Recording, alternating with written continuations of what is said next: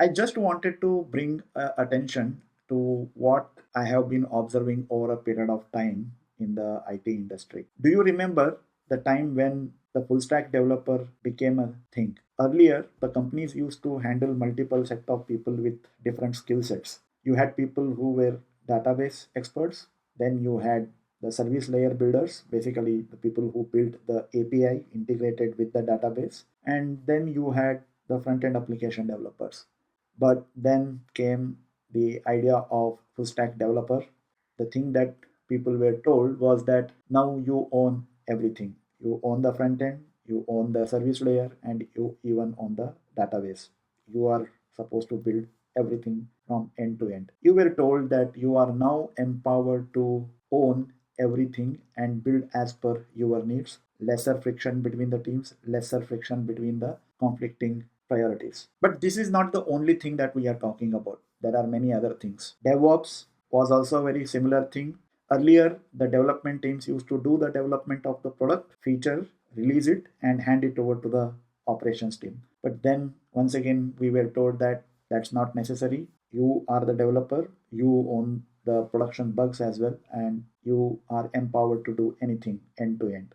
Now we are also hearing things like dev security ops. So security team is not a separate team ensuring that the security concerns are taken care of. It's basically a end to end responsibility. So are you seeing a pattern here?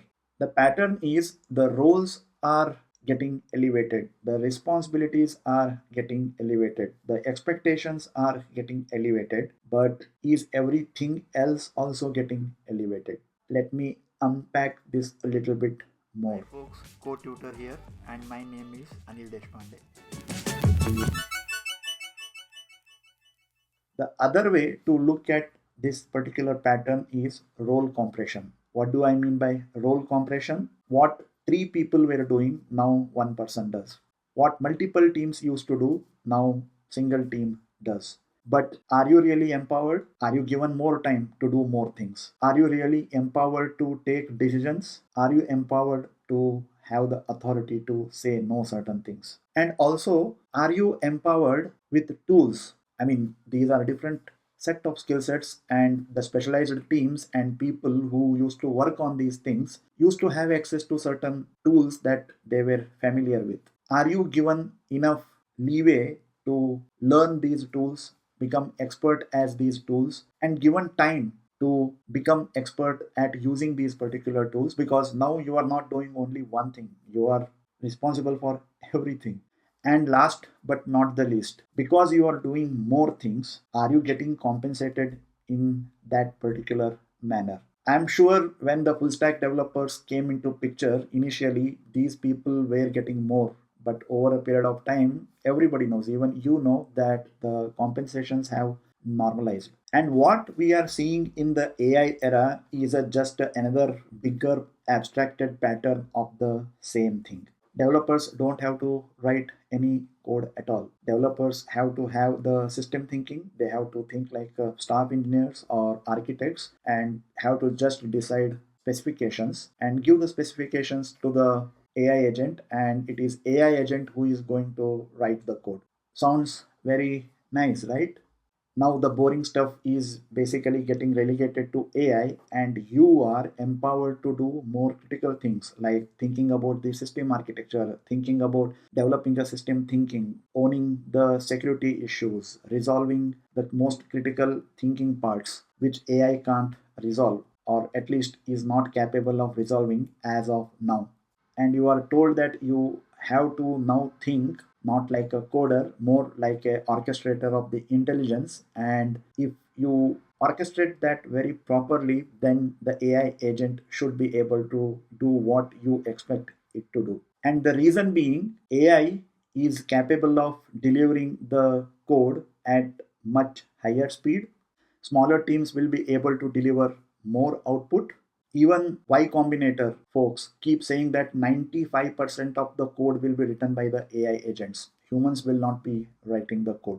The concept of vibe coding says that developers have become now 10 times more productive. 10 developers should be able to deliver what 50 or 100 developers could deliver. The expectation is that let the boring work be done by the AI agent, and people are now have to behave at much higher plane. But the reality is it really possible to operate at the higher plane? That is, think like an architect or think like a experienced system designer without having done it in and out on daily basis. If you see how people used to become architects or senior architects or principal architects or principal software engineers or staff engineers, they didn't become that overnight. They didn't become it in just couple of years. They have gone through the years.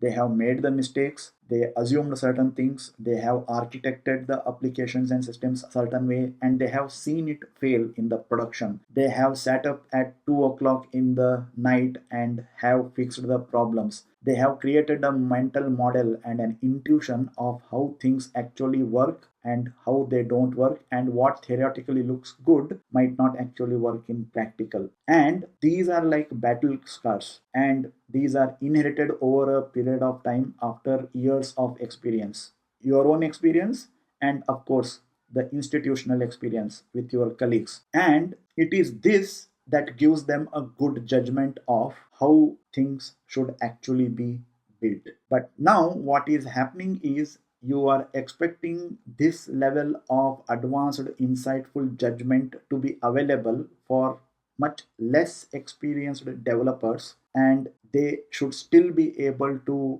build because AI is actually capable of shipping the code. So, senior architect or a principal software engineer level of judgment used to take at least decades of experience, and now you are expecting that that level of judgment and insight developer with maybe just 5 year experience should have it. Is it really realistic? Is it really possible? So careers are basically getting compressed. People with much lesser years of experience are expected to operate at a much higher level. I am not saying that people with less years of experience are not competent enough. They might be perfectly competent. What I am saying is, even if they start operating at and delivering at that particular level, are you going to compensate them like you would have compensated a 15 or 20-year-old experienced principal architect? If you are expecting that person to deliver at that level and operate at that level, then why not compensate that person at that level? And that is where the companies are not really talking anything. You see, the job profile of the software engineers is changing, especially in the AI era. Even to some extent, some people are saying that humans should not even write code or even review code. You should just basically orchestrate the intelligence and only approve what AI has produced. That basically means you have much more higher responsibility, because if things go wrong, the blast radius is much higher than what it used to be earlier. And this is putting pressure on developers. Developers are getting burnt out. And I am not saying it, the industry is saying it, and there are enough studies which are actually indicating it. And it is because of this kind of elevated expectation, that is inflation of expectation, which is causing burnout to the developers. And the layoffs are just making it really worse. Some are really hyping it, and there are some people who are claiming that whatever the layoffs that are happening might not even actually be attributed to AI productivity gain. But regardless of what we think, the companies who are doing the layoff are actually attributing that it is because of the productivity gain of AI that they don't need so many people to do the work. The teams are already very lean. Lesser number of people are expected to deliver more. If you just look at some of the numbers that are available, you get an idea of how much pressure the software developer roles have, especially at the lower experience level. So, what I am basically arriving at, what I am saying is, if people are expected to behave like staff engineers, architects, senior architects, and principal engineers, they are expected to orchestrate the intelligence, they are expected to do the design thinking, develop the kind of skills that you want people to have at that level, own quality, own security, own delivery, own production bugs, everything. We have to also start asking about, are we empowering them with the right set of tools, the right amount of time to learn these different level of skills, and even staffing requirements may have to be relooked at. We don't want to end up in a situation where you have senior responsibility but without any senior leverage. And if that happens, that is going to cause the burnout, and that is what we are seeing. So, what does it mean if any organization which really wants to embrace AI way of working in their workflows? What do they have to make so that it doesn't really burn out their developers? I would say one, you set the expectations right up front to the developer, what they are expected to do and what they are not expected to do, or at least expected less to do. And once that expectation is set right, then empower them with the right set of tools, right set of training, right set of organizational structure that helps them to thrive in that kind of environment.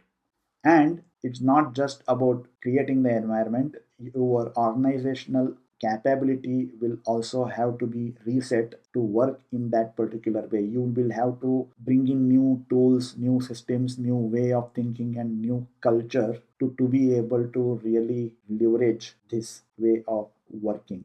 Just saying that we are going to use AI and become productive is not going to really help. As Nandan Nilekani said, AI is not opportunity risk, it is execution risk. So if you are thinking that I am very against AI, that is not the case. I use AI tools extensively and I see that they are really helping me to become more productive. Some of the things that I have been able to do with such a short amount of time, I would not have been able to do without AI.